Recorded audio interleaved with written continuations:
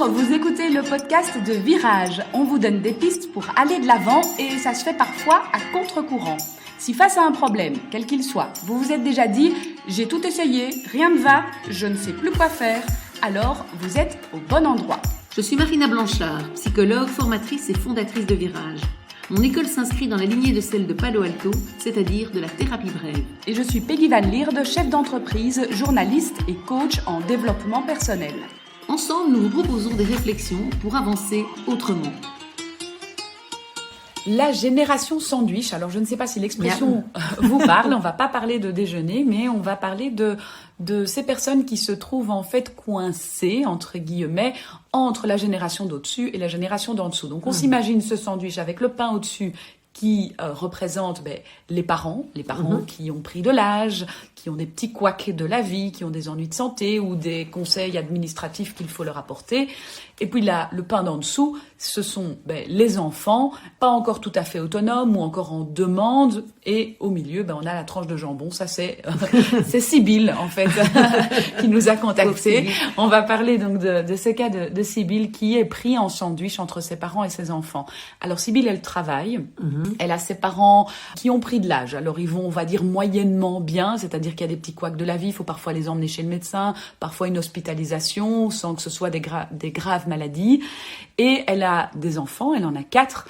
Il y en a une qui est encore à la maison et l'aînée a déjà son propre enfant. Donc elle est grand-mère aussi. Donc c'est un sandwich à double étage. Oui.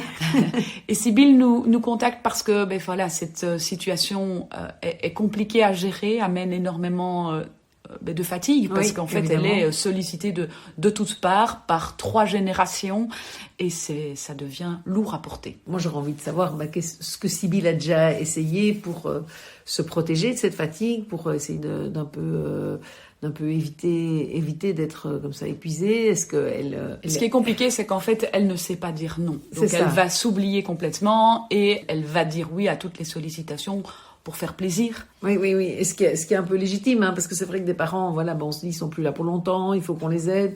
En plus, ils ont peut-être donné beaucoup pour elles. Enfin, je n'ai pas les détails, mais c'est les parents nous ont éduqués en général.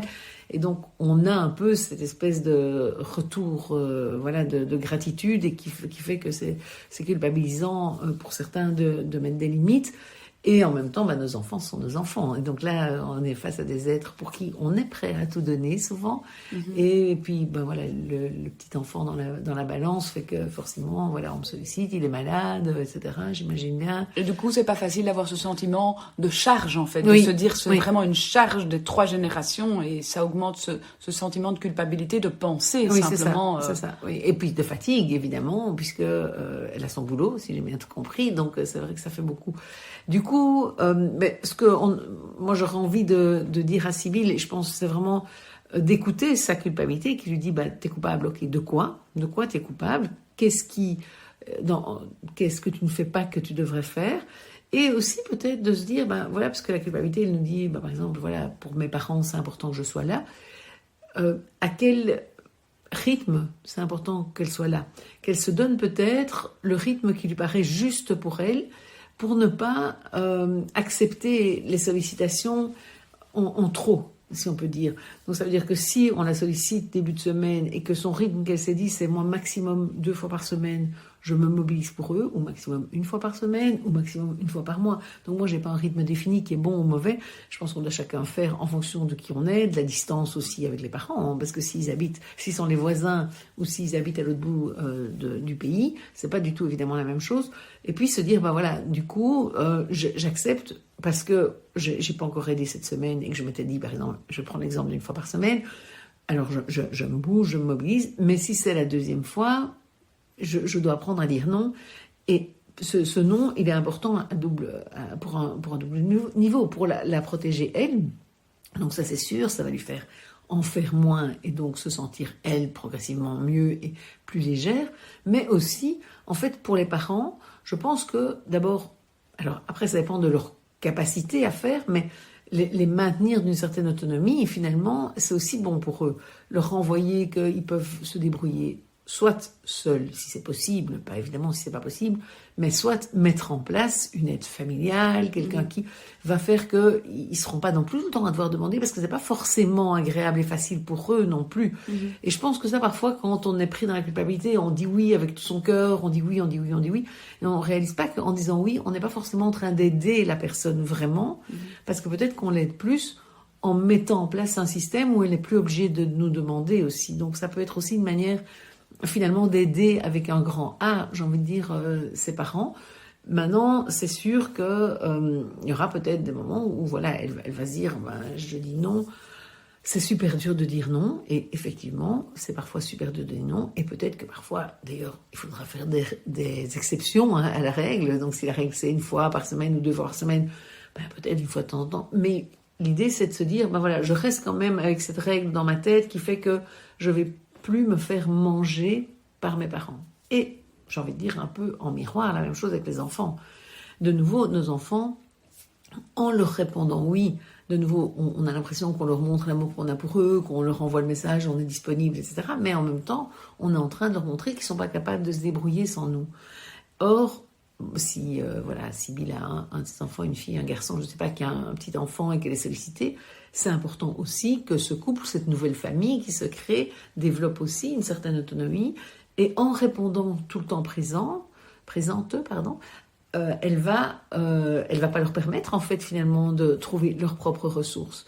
Et je pense que c'est important de pouvoir le dire même en disant voilà, c'est vrai que je voudrais bien être là, mais je me rends compte que si je viens à chaque fois, je sais pas moi, aider au retour de la crèche, j'invente n'importe quoi en fait, je suis en train d'envoyer le message à ma fille ou à mon fils qu'il n'est pas capable ou qu'elle n'est pas capable, ou à ma belle-fille, qui ne sont pas capables de se débrouiller sans moi. Alors que je suis convaincue qu'ils peuvent le faire. Et Sibylle, probablement, qui travaille, qui a 4 enfants, est convaincue qu'il y a moyen de se débrouiller sans avoir une grand-mère tout le temps présente. Maintenant, il faut voir dans quelle mesure, peut-être c'est ponctuel aussi, et c'est vrai que c'est de nouveau important d'écouter cette culpabilité qui dit « il faut que je sois là », de lui répondre en disant « oui, je serai là, mais dans quelle mesure ?» Et peut-être de prendre un moment à froid quelque part pour réfléchir, parce qu'à chaud, quand on a les sollicitations, c'est extrêmement difficile de dire non à des gens qu'on aime, et nos enfants, voilà, c'est évidemment... Donc une piste, c'est de dire un peu moins de oui, et en tout cas de cadrer ces oui.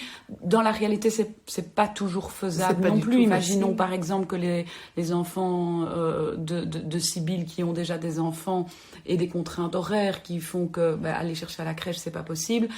Une autre piste serait d'ajouter quelqu'un dans l'équation. Oui, comme pour les parents. Oui, tout à fait. Oui, c'est ça, de pas garder ce rôle où elle pallie, parce qu'évidemment, tant qu'elle dit oui, on va pas solliciter d'autres solutions, ils vont pas chercher une autre manière de faire, tout à fait. Et je me dis, en t'entendant, c'est pas facile de dire non. Et je pense que ça, c'est important aussi, c'est se dire, quand je vais dire non au début, ça risque d'être mal pris. C'est une réalité. Si j'ai tout le temps dit oui à ma fille pour m'occuper de ma petite fille ou de mon petit-fils, forcément, la fois où je vais dire non, ça risque d'être mal pris. Et je pense que ça, il faut qu'elle puisse s'y préparer et se dire, voilà, sans doute qu'elle va pas bien le prendre, sans doute, ou à mes parents, idem avec mes parents, voilà, peut-être mon père va dire, mais enfin, comment, avec tout ce qu'on a fait pour toi, et dire, mais oui, je sais, c'est pas chouette, et peut-être ça vous déçoit, mais voilà, c'est vraiment pas possible. Et donc, je pense que c'est vraiment important de pouvoir se préparer aussi, parce que c'est souvent ça qui est difficile pour les personnes qui ne parviennent pas à dire non, c'est le fait qu'ils veulent pas décevoir, ils veulent montrer leur amour, etc. Et peut-être même dire, je vous aime, ça n'a vraiment rien à voir, c'est juste que je me préserve à ce moment-là. Ou c'est juste que, alors souvent au début, moi je conseille de trouver une raison, de justifier le non. Après, il ne devra peut-être plus être justifié, mais les premiers noms, comme ils sont déjà difficiles à dire, si on peut dire, c'est qu'à ce moment-là, je dois déjà faire quelque chose pour quelqu'un d'autre, ou c'est qu'à ce moment-là, pour mon boulot, c'est pas possible, etc. C'est plus facile de dire non. Et puis, progressivement, évidemment, l'idéal, c'est d'arriver à pouvoir dire non, ça va pas être possible pour moi, sans avoir besoin de justifier, pour pouvoir aussi se préserver soi et avoir... En fait, on a le droit de dire non.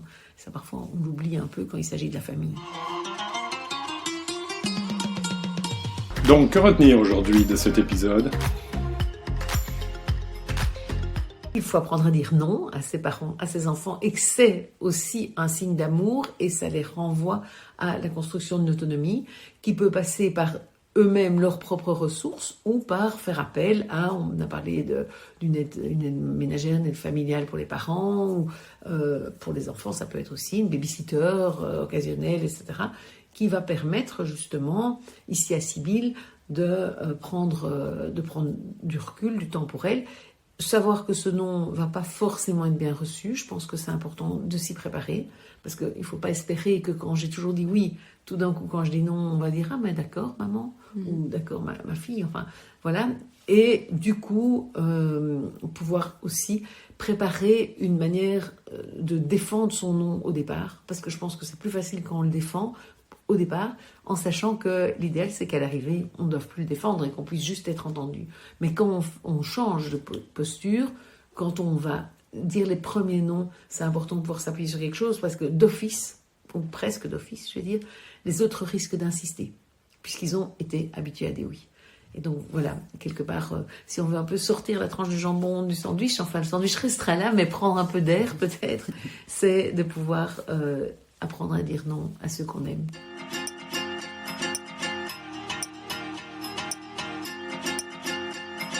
Un nouvel épisode vous attend tous les mercredis matins dès 6h30. N'hésitez pas à vous abonner ou à écouter les épisodes précédents.